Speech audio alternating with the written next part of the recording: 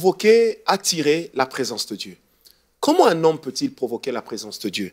C'est notre sujet du jour. Alors, certains se posent la question, pourquoi Dieu, par sa présence, il ne visite qu'une catégorie de personnes? Pourquoi jamais moi? Vous savez, l'une des choses qui détruit aujourd'hui le christianisme dans le monde, c'est de penser que nous devons croiser les bras et tout attendre. Non, bien-aimés, nous ne devons pas tout attendre. Il y a des attitudes qui peuvent provoquer la présence de Dieu. Il y a des actes que nous pouvons poser pour provoquer la présence de Dieu. Vous savez, je me suis toujours posé la question dans 1 Samuel 17.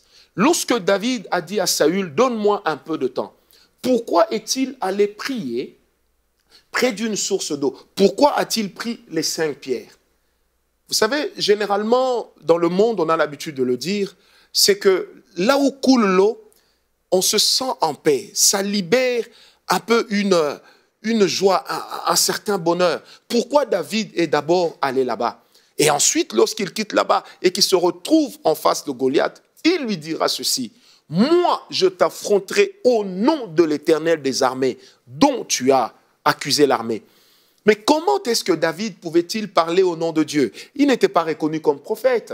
Il n'était pas le roi. Il appartenait soit au roi, soit au sacrificateur de parler ainsi. Mais qu'est-ce qui a fait que David puisse le dire? Simplement, et ça c'est moi qui le pense, c'est que lorsqu'il est allé à côté de la rivière, il a d'abord adoré Dieu. Et là, il a reçu une assurance. Certainement que là-bas, le Seigneur lui a dit, je serai avec toi. Bien-aimé, il existe des attitudes qui provoquent la présence de Dieu. La première des choses qui provoque la présence de Dieu, c'est le fait de chercher Dieu de tout son cœur. Alléluia. C'est le fait de chercher Dieu de tout son cœur. La Bible dit, invoque-moi et je te répondrai. Vous savez, lorsqu'on parle du verbe invoquer, du latin invocare, c'est un composé, ça veut simplement dire ceci, c'est appeler du dedans. Ça veut dire que celui qui appelle Dieu doit d'abord avoir un contact, une alliance avec Dieu. Alors, lorsque on s'en remet à Dieu, on cherche Dieu de tout son cœur, en ce moment-là, l'attitude du cœur qui cherche Dieu, la soif qu'on exprime d'être avec Dieu attire la présence de Dieu. Bien-aimés, nous ne cherchons pas Dieu pour qu'il nous bénisse, mais nous cherchons d'abord Dieu parce que nous l'aimons, parce que nous voulons être avec lui. Bien-aimés, il est plus que temps que le chrétien comprenne que le sentiment intérieur qui t'anime, lorsque tu t'approches de Dieu, est capable d'attirer la présence de Dieu, est capable de provoquer la présence de Dieu. C'est possible de provoquer cette présence. Mais n'oubliez jamais, la présence de Dieu commence d'abord par le langage du cœur. Et qui parle de langage de cœur, parle d'abord de l'attitude intérieure. Bien-aimé, David n'avait aucune garantie que Dieu serait avec lui. Il n'avait aucune garantie que Dieu lui permettrait de vaincre Goliath. Mais qu'est-ce qui lui a permis de venir et de s'approcher avec audace? Simplement parce que David était un homme qui connaissait la présence de Dieu. David savait quoi faire pour provoquer, disais-je, pour provoquer la présence de Dieu. Et lorsqu'un homme provoque la présence de Dieu et qu'il cherche Dieu de tout son cœur, c'est extraordinaire. Vous savez, dans le psaume 100, le roi David dit ceci, il dit « Seigneur, amène-moi sur un rocher que je ne puis atteindre. » Cela traduit la soif qu'il avait dans son cœur, de se dire « Seigneur, la dimension dans laquelle tu m'as amené hier, qu'elle soit différente de la dimension dans laquelle tu m'amèneras aujourd'hui. » Bien-aimé, la Bible ne dit-elle pas qu'avec Dieu, nous allons d'une gloire à une autre gloire, de gloire en gloire. De là où nous sommes, Dieu est capable de nous amener là où il nous attend. Et lorsque dans nos cœurs, nous avons cette soif de le découvrir, nous avons cette soif de vivre avec lui, nous avons cette soif de palper la réalité de sa vie, eh bien, cela attire la présence de Dieu. C'est pourquoi vous allez remarquer très souvent dans la Bible, il est écrit ceci, cherche l'Éternel, Dieu, de tout ton cœur, de toute ta pensée, de toutes tes forces. Pourquoi d'abord de tout ton cœur? Parce que le cœur de l'homme, c'est là que se passe la synergie qui nous permet, lorsque nous sommes avec Dieu, de libérer la grâce. Et lorsque dans mon cœur, j'aime réellement Dieu, c'est pourquoi, bien aimé, la motivation de nos cœurs, même lorsque nous venons assister au culte, compte beaucoup. Plusieurs viennent pour que Dieu les voie. Certains viennent en disant, bon, les gens vont voir que j'ai l'onction. Non, bien aimé, ce n'est pas là le but. Ne faisons pas la publicité de nous derrière Dieu. Faisons la publicité de Dieu et Dieu se chargera de notre publicité. Lorsque j'aime Dieu de tout mon cœur, cette attitude, cette pensée qui est profondément ancrée en moi, elle provoque en elle-même la présence de Dieu. Elle provoque en elle-même la présence de Dieu. Bien-aimé, un jour chez nous à l'église, à la Parole de foi à Kinshasa, nous étions dans la grande salle en train de prier, d'adorer Dieu. La présence de Dieu est descendue. Lorsqu'elle est descendue, les monitrices de l'école de dimanche, chez nous, nous appelons cela école des enfants ministres, parce que nous proclamons que nos enfants seront des grandes autorités. Alors, une des monitrices, de là où elle était, elle a commencé à dire, Seigneur, mais pourquoi tu visites seulement les grandes personnes? Visite aussi les enfants. Et les enfants l'ont entendu, ils ont commencé à prier. Oh, bien-aimé, Dieu est merveilleux. Ce jour-là, à l'église Parole de foi, nous avons vu des enfants de 2 ans parler en langue. Nous avons vu des enfants de 4 ans parler en langue, prophétiser. Nous avons même vu des délivrances, des enfants de 3 ans, de 7 ans, de 8 ans, qui étaient délivrés des esprits impurs à cause de la présence de Dieu. Mais qu'est-ce qui a provoqué cette présence? C'est l'attitude d'une personne qui a désiré voir Dieu. C'est l'attitude d'une personne dont le cœur a désiré être dans la présence de Dieu. C'est l'attitude d'une personne qui a tellement désiré que son désir a poussé Dieu à agir. C'est pourquoi l'apôtre Paul dit que Dieu fait au-delà de ce que nous pensons, au-delà de ce que nous croyons et au-delà de ce que nous demandons. Mais avant cela, qu'est-ce que nous faisons? Nous pensons. Quand je dis Seigneur, j'ai besoin de ta présence, au fond de moi, je me fais déjà une image de ce qu'est la présence de Dieu ou de ce qu'elle peut faire. Alors, l'attitude de nos cœurs, soyons comme le roi David. Disons à Dieu, emmène-moi sur un rocher que je ne puis atteindre. Le roi David disait, je suis dans la joie lorsqu'on me dit, allons dans la maison du Seigneur. Bien-aimé, va dans la maison du Seigneur. Une chose bloque les gens pour attirer la présence de Dieu, c'est l'habitude. L'habitude, c'est l'ennemi de l'évolution. L'habitude, c'est l'ennemi des découvertes avec Dieu.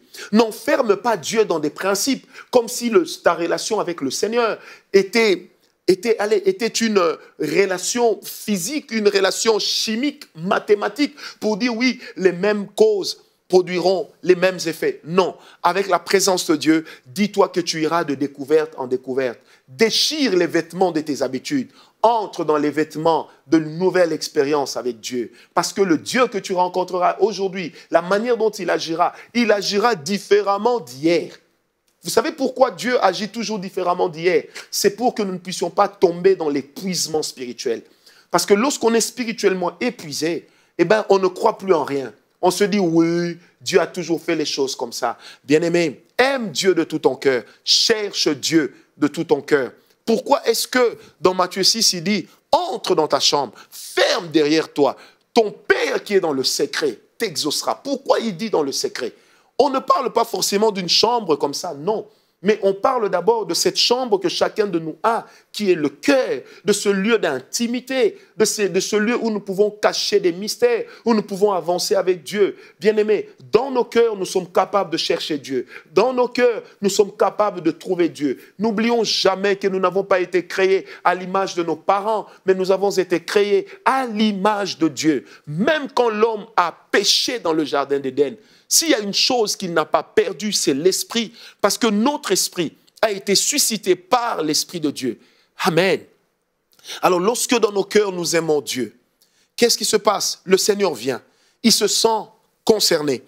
Et quand Dieu se sent concerné, c'est merveilleux. La deuxième des choses à faire pour provoquer la présence de Dieu, surtout lorsque nous sommes dans des cultes des saints, c'est le choix des chants. Il est de ces chants dont les paroles peuvent chasser la présence de Dieu. Il est de ces chants dont les auteurs, compositeurs, n'ayant pas Dieu. Parce que vous savez, une musique n'est pas dite chrétienne parce qu'elle contient le nom de Jésus dedans. Mais c'est d'abord à cause de sa source. Et l'apôtre Jacques dit, d'une source, il ne peut pas sortir à la fois une eau douce et une eau amère. Le choix des chants que nous faisons, ça attire la présence de Dieu ou ça chasse la présence de Dieu. Bien-aimé, j'ai dans mon cœur plusieurs chants. Malheureusement, Dieu ne m'a pas donné une belle voix pour chanter. Mais je me rappelle chez nous à Kinshasa, il y avait un cantique en lingala qui disait que si tu avances, tu es béni. Si tu recules, tu es maudit. Et bien un jour à l'église, j'ai dit chez nous, personne ne peut chanter ce cantique. Un homme avait chanté, Seigneur, ne me donne pas beaucoup de peur que je t'abandonne, donne-moi seulement un peu. J'ai dit aux gens, ça attire l'esprit de pauvreté. J'ai refusé ce cantique.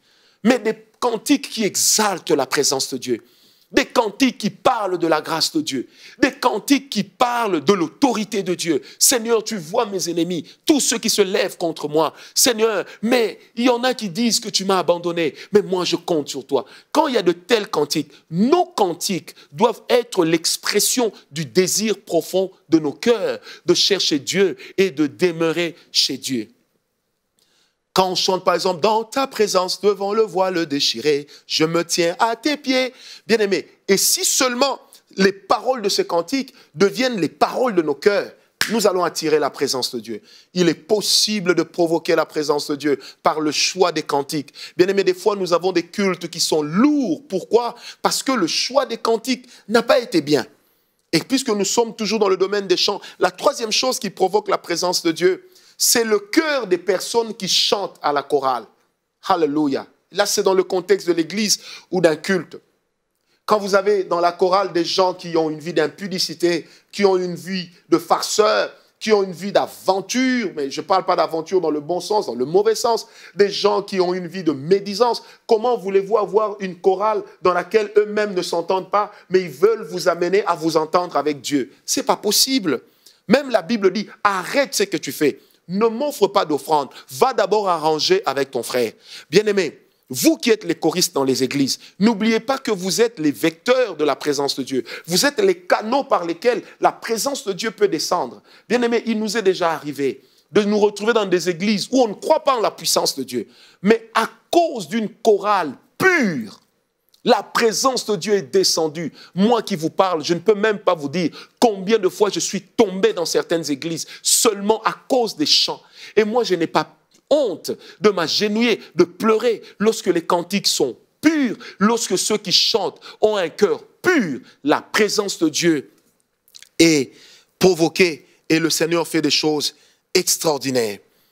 La quatrième des choses qui provoque la présence de Dieu, c'est la certitude de savoir que la présence de Dieu en tant qu'enfant de Dieu, c'est notre lieu de prédilection. En tant qu'enfant de Dieu, la présence de Dieu, c'est notre lieu de prédilection. Donc quand je viens dans la présence de Dieu, je ne me considère pas comme un étranger. C'est comme quand je retourne chez moi à Kinshasa, à l'aéroport de Njili, je ne me considère pas comme un étranger. Je me considère chez moi. Lorsque j'ouvre la porte de ma maison, je me considère chez moi. Je n'attends pas à trouver quelqu'un chez moi assis en train de manipuler ma télévision. Non. C'est la même chose. Lorsque je viens dans la présence de Dieu, je dois considérer que je retourne dans mon élément, je retourne dans mon milieu naturel, dans mon lieu de prédilection. C'est comme lorsqu'on prend un poisson et qu'on le ramène dans l'eau. Tout de suite, il prend ses marques. Bien-aimé, si réellement tu aimes la présence de Dieu, tu trouveras toujours quelque chose à dire au Seigneur. La cinquième des choses qui peut attirer et qui attire la présence de Dieu, c'est de chercher à toujours glorifier le nom de Dieu dans ce que nous faisons. Bien-aimé, même tes moments de prière doivent être des moments durant lesquels tu es en train de chercher à élever le nom de Jésus. Parce que la Bible dit, lorsque vous aurez élevé le Fils de l'homme, vous connaîtrez qui il est. On ne peut pas connaître Dieu en dehors de sa présence. Lorsque nous sommes dans la présence de Dieu, qu'est-ce qui arrive? Le Seigneur lui-même se révèle à nous. N'a-t-il pas dit dans la parole que ceux d'entre vous qui me chercheront, je me révélerai à eux? Lorsque nous aimons la présence de Dieu, nous venons chez Dieu, qu'est-ce qui se passe? Eh bien, nous découvrons qui est Dieu et là, nous sommes juste heureux. La sixième des choses qui nous permet de provoquer la présence de Dieu, c'est le choix des personnes avec lesquelles nous prions, mais aussi le choix de l'Église. Il est de ces églises qui ont déjà chassé la présence de Dieu. Quand dans une église, on vit dans des compromis, on marche dans des compromis, bien-aimés, priez que Dieu se révèle dans cette église. Si ça ne change pas, partez. Pourquoi je vous le dis? Ne mettez jamais votre éternité en jeu à cause des autres, à cause de la compassion. Non. C'est pourquoi, bien aimé, le choix des personnes avec lesquelles vous partagez vos moments de prière, parce que vos moments de prière doivent être des moments d'intimité. Il faut que ce soit des personnes qui aiment Dieu. Je me rappelle à l'époque, lorsque nous avions commencé à chercher nouvellement le Seigneur, on avait un ami. Lorsqu'on entrait comme ça à la prière, des fois on partait de 8h à 20h. Lui n'avait rien à dire, il criait. Oh, oh. Mais, allez, la foi qu'il manifestait en criant faisait toujours descendre et libérer la présence de Dieu. Au point que tout le monde cherchait à prier avec lui. Vous savez, aujourd'hui, tout le monde veut prier avec quelqu'un qui prophétise. Comme ça, il a des directives. Mais le but de la prière, ce ne sont pas d'abord des directives, ce n'est pas d'abord la prophétie. C'est d'abord de vivre l'amour de Dieu. C'est d'abord d'établir cette connexion avec la présence de Dieu. Opérez le choix des personnes avec lesquelles vous priez. Opérez le choix des gens qui vous conduisent dans la présence de Dieu. La 7e chose qui permet de provoquer la présence de Dieu, c'est lorsque nous apprenons à apporter à Dieu nos offrandes.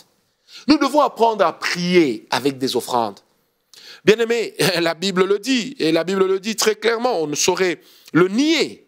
Dans Deutéronome 16, verset 16, la Bible dit, 3 fois par année, tous les mâles d'entre vous se présenteront devant l'Éternel, ton Dieu, dans le lieu qu'il choisira, à la fête des pains sans levain, à la fête des semaines et à la fête des tabernacles. On ne paraîtra point devant l'Éternel les mains vides. Or, l'Église est à l'ère de la fête des tabernacles. C'est le moment de la fête des tabernacles. Nous célébrons le Dieu des tabernacles. Nous devons apprendre à nous approcher de Dieu avec des offrandes. Vous savez, à la parole de foi, nous avons cette habitude de laisser un panier des offrandes devant. Quand tu sens la présence de Dieu, tu viens, tu mets ton offrande. Un jour, je devais prêcher quelque part. Je vous assure, même le message, je n'ai pas eu. Je me disais, Seigneur, de quoi vais-je parler? Quand je suis arrivé dans cette église, l'Esprit de Dieu m'a donné une idée. J'ai vidé toutes mes poches de tout ce que j'avais. Je suis allé déposer dans le panier des offrandes. Vous savez, c'est quand j'ai déposé, en retournant à ma place, que le Seigneur a commencé à me parler de ce que je devais faire. Parce que lorsque vous apportez vos offrandes à Dieu, vous consentez vos sacrifices à Dieu, vous provoquez la présence de Dieu. Vous savez, une chose s'est passée dans 1 Roi 18.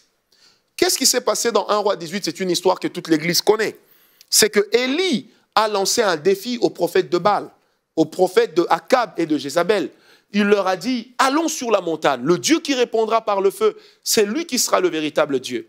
Mais ce que les gens ne savaient pas, ou ce que ces prophètes de Baal ne savaient pas, c'est que le lieu, le Carmel, avait été choisi par Dieu, par Élie.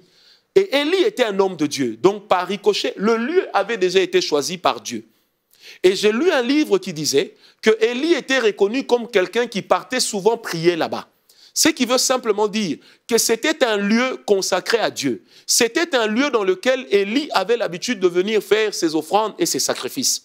Élie était conscient que le lieu dans lequel ou sur lequel j'élève l'autel, c'est ce Dieu-là à qui appartient le lieu. Ça aurait été une autre montagne. Peut-être que Baal allait faire descendre le feu. Mais là, sur le Carmel, le feu de Baal ne pouvait pas descendre. Pourquoi? Parce que c'est sur ce lieu-là que Élie rencontrait souvent Dieu. C'est sur cette montagne que Élie avait l'habitude de chercher Dieu. Alléluia. Et eux, ils ont prié, ils ont crié. Dieu, leur Dieu n'est pas venu. Mais quand Élie a prié Dieu, le feu est descendu. Pourquoi? Parce que Élie savait que c'est sur ce lieu que j'offre mes autels, mes sacrifices, que j'élève mes autels, que j'offre mes sacrifices. C'est sur ce lieu que je donne à Dieu mes offrandes. Bien-aimé, une personne qui apporte à Dieu ses offrandes, il mettra son Dieu en mouvement. Parce que, lisez la Bible, Malachie 1, Malachie 2, Malachie 3, vous allez vous rendre compte que Dieu lui-même se présente comme l'Éternel des armées lorsqu'il parle des dîmes, lorsqu'il parle des offrandes. Et pourquoi est-ce que la Bible le dit dans Daniel? Pourquoi est-ce que lorsque l'Antichrist viendra, la première des choses qu'il va faire taire, ça sera les offrandes? Pourquoi va-t-il faire taire les offrandes? Parce que le diable sait que les offrandes, c'est le moment durant lequel la présence de Dieu descend. Nos offrandes, lorsque nous présentons l'offrande, la Bible dit, c'était à la 4e heure, à l'heure de la présentation de l'offrande. C'était à la 2e heure, à l'heure de la présentation de telle offrande. Pourquoi la Bible lit certains événements à la présentation des offrandes, c'est parce que, bien aimé, le Dieu que nous prions, il aime les offrandes et c'est lui qui les a instituées. Et lorsque j'apporte mon offrande à Dieu, cette offrande qui me touche, ce sacrifice qui me touche, touchera forcément Dieu. Touchera forcément Dieu et provoquera la présence de Dieu. Bien-aimé, tu veux vivre des choses extraordinaires avec Dieu, mais es-tu prêt à consentir des sacrifices, à apporter, à élever tes autels? Es-tu prêt à apporter à Dieu des offrandes que les autres sont incapables de consentir? Bien-aimé, s'il y a une course que nous devons nous lancer à faire, c'est celle de provoquer la présence de Dieu. Alléluia. C'est celle de provoquer la présence de Dieu. Parce que Dieu menace le dévoreur lorsque nous sommes dans sa présence. Il menace le dévoreur. Il menace tout esprit qui vient nous déranger. Il menace toutes ces choses parce que Dieu aime nos offrandes. Bien-aimés, lorsque Abraham a amené Isaac sur l'autel des sacrifices, le bélier est apparu. Mais le bélier est arrivé au-dessus de la montagne comment? Parce que lorsqu'on apporte à Dieu une offrande de tout son cœur, on provoque la présence de Dieu. Et quand la présence de Dieu est provoquée, le Seigneur devient capable d'opérer des grands miracles. Apprenons à bénir Dieu. Apprenons à élever nos autels. Apprenons à offrir à Dieu nos offrandes. Ça provoque la présence de Dieu. Et Dieu aime que nous puissions le faire. Une huitième chose qui provoque la présence de Dieu, c'est le fait de parler de Dieu. Vous savez, Dieu aime tirer honneur de chaque pas de nos vies. Apprenons à parler de Dieu. Bien-aimé, j'ai toujours mal compris une chose. Comment vous êtes chrétien, vous vous retrouvez ensemble, vous critiquez un tel. Quand vous avez fini de critiquer un tel, vous insultez un tel, vous parlez en mal d'un tel. Et en tant que chrétien, vous dites toujours non, je t'ai dit ça pour la prière, alors qu'au fond, le cœur est à la moquerie. Non, bien-aimé. Notre Dieu est tellement grand qu'il y a des choses à dire de lui. Il y a des choses à dire sur lui. Lorsque dans un conglomérat des enfants de Dieu, on commence à oublier l'essentiel, le péché entre. Donc apprenons à être des vrais serviteurs de Dieu. Parlons de Dieu. Restons ensemble, parlons de Dieu. Monsieur, madame, dans votre couple, parlez de Dieu. Sur votre lit, parlez de Dieu. Parlez de Dieu. Vous allez voir une chose, je l'ai expérimenté, c'est qu'à chaque fois qu'on parle de Dieu, sa présence descend. À chaque fois qu'on parle de la présence de Dieu, Dieu se sent concerné. Et lorsque Dieu se sent concerné, alléluia, il se passe toujours quelque chose. Parle de Dieu et quand Dieu descendra, quand Dieu se sentira concerné, il se passera quelque chose. Sa présence sera à l'œuvre. Bien-aimé, l'un de mes grands secrets dans le ministère, c'est que j'ai des gens, y compris mon épouse, avec lesquels nous ne parlons pas de beaucoup de choses, si ce n'est que parler de Dieu. Nous passons du temps à parler de Dieu. Il nous est déjà arrivé à plusieurs reprises, nous sommes en train de parler de Dieu et la présence de Dieu descend et on se retrouve en train d'adorer et 1 heure, 2 heures après, on est surpris. Ah tiens, mais quand est-ce qu'on a commencé à prier? Sans modérateur, sans prédicateur, parce que quand vous parlez de Dieu, Dieu se sent concerné. C'est pourquoi vous allez remarquer ceci dans la Bible. En hébreu, lorsqu'on parle de « ainsi parle l'Éternel », on dit « charge de l'Éternel ». C'est même ce que la version Chouraki a reprise. Charge de l'Éternel. Ça veut dire quand on parle de Dieu, qu'on parle de la part de Dieu, Dieu lui-même descend. Et Dieu aime qu'on parle de lui. Bien-aimé, si les hommes du monde disent, quand on parle du loup, on voit sa queue, je me permets avec honneur à mon Dieu de dire, quand on parle de Dieu, il descend. Quand on parle de Dieu, il agit. Imaginons un peu la scène, nous sommes sur le mont Carmel. Eux, ils parlent de Baal, Élie parle de Dieu. Dieu va se sentir concerné par qui? J'imagine la scène dans le monde de l'esprit. Baal veut descendre. Dieu lui dit, tu ne peux pas descendre là où moi, Dieu, je vais me manifester. Qu'est-ce qui a attiré Dieu? L'offrande. Qu'est-ce qui a attiré Dieu? Le sacrifice. Qu'est-ce qui a attiré Dieu? Le cœur d'Élie voulait que Dieu soit là, voulait que Dieu descende. Il a parlé de Dieu.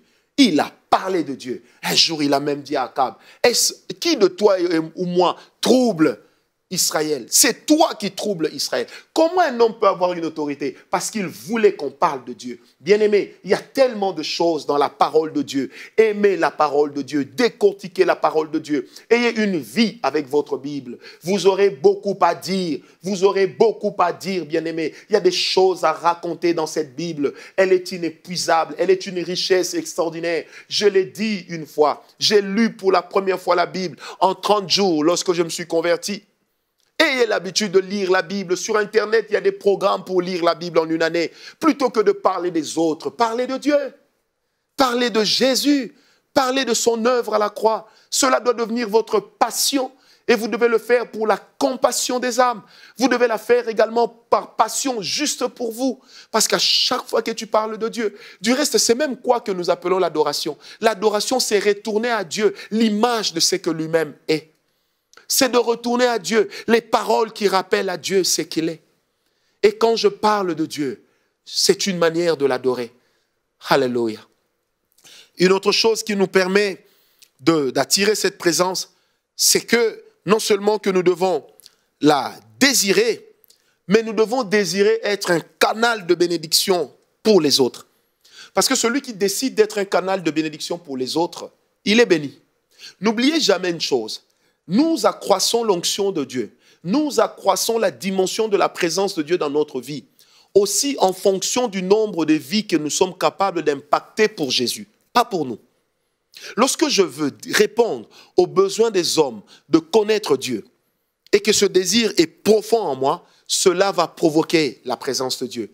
Lorsque je désire être une bénédiction pour toi, le fait de tellement le désirer, ça veut dire que Dieu est obligé de passer par moi.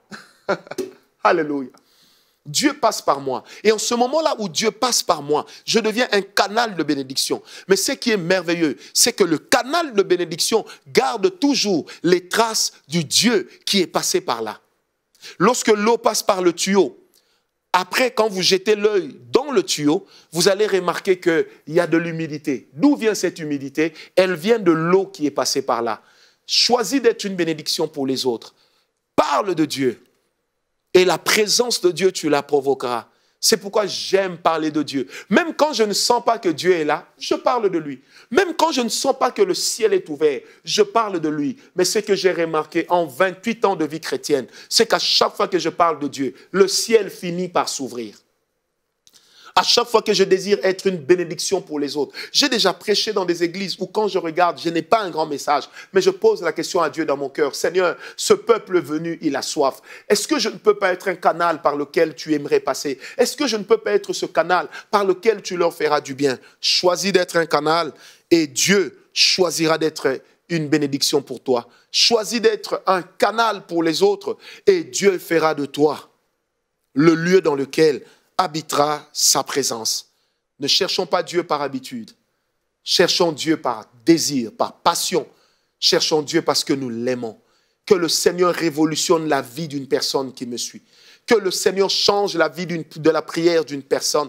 Que Dieu t'amène dans une profondeur encore plus grande dans sa présence. Et comme le dit le roi David, que Dieu t'amène dans une dimension dans laquelle tu n'as jamais été. Sur une montagne sur laquelle tu ne t'es jamais tenu. Et lorsque tu y seras, la présence de Dieu passera sur toi comme des flots. Que la grâce de Dieu te comble. Provoque la présence de Dieu et tu verras que le Seigneur de la Bible agit encore. Je répète, il n'est pas l'esprit jumeau de la création, c'est le même esprit. Soyez bénis.